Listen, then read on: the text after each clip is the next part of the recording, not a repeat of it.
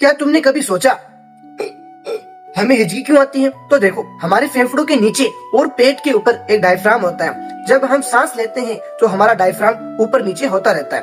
पर होता क्या है कि जब हम जल्दी जल्दी खाना ठूसते हैं या इतना खाना ठूसते हैं कि हमारे पेट में जगह ही नहीं बचती, तब हमारा पेट फूल जाता है और इसके फूलने की वजह से डायफ्राम को जगह नहीं मिल पाती ऊपर नीचे होने की। तो डायफ्राम अजीब तरह से बिहेवियर करता है। इसकी वजह से गले में मौजूद एक मसल्स जो सांस लेते व छोड़ते वक्त खुलती है, उसके भी दौरे पड़ने लग जाते हैं और इसी की वजह से हमें हिचकी आती है।